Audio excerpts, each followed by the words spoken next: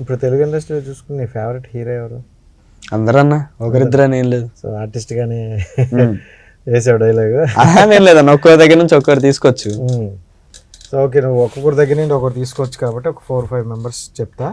వాళ్ళ నుండి best movie ఏంటి, వాళ్ళ దగ్గర నుండి క్వాలిటీ ఏం తీసుకుంటావు, ఓకేనా?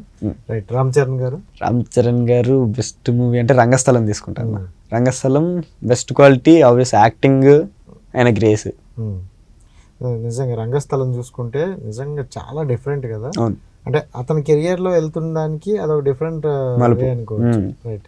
అల్లు అర్జున్ గారు యాక్టింగ్, డాన్స్ స్టైల్, ఆబ్వియస్ గా ఆర్యా తీసుకుంటా, 2 ఆర్యాలు.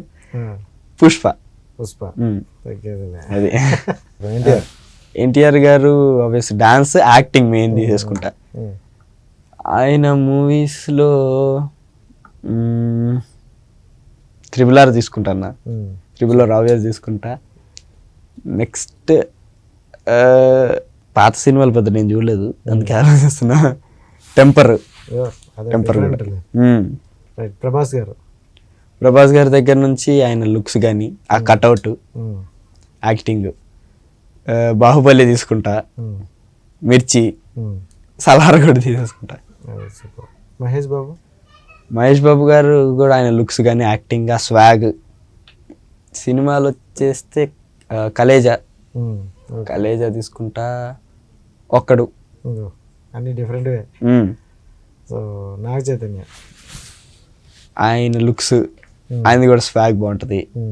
ఆయన సినిమాల్లో ఇప్పుడు లేటెస్ట్గా వచ్చిన దూత సిరీస్ తీసుకుంటా. దూత డిఫరెంట్గా ఉందబ్బా. అవును, ఆ దూత. అవును. తర్వాత అతను చేసేవాడు అన్ని కంటెంట్లు మంచిగా ఏరుకుంటూ చేస్తాడు సెలెక్టెడ్ గా. అవి ఇప్పుడు కనెక్ట్ అవ్వకపోతే ఫ్యూచర్ లో కనెక్ట్ అవుతాయి. చాలా నాకైతే బాగా అనిపించింది. And right. నాని గారు ఆబ్వియస్ గా యాక్టింగ్ తీసుకుంటాను. ఆయన వే ఆఫ్ టాకింగ్, సినిమాలు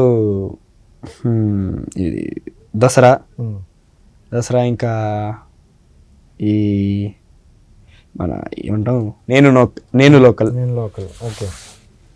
తీసుకుంటే ఆయన కూడా తీసుకుంటా. నెక్స్ట్ శ్యామ్ సింగ్ రాయ్, అలా చెప్పుకుని పోతే భలే మగాడు పోయి అన్ని డిఫరెంట్ అన్ని తీసుకుంటా.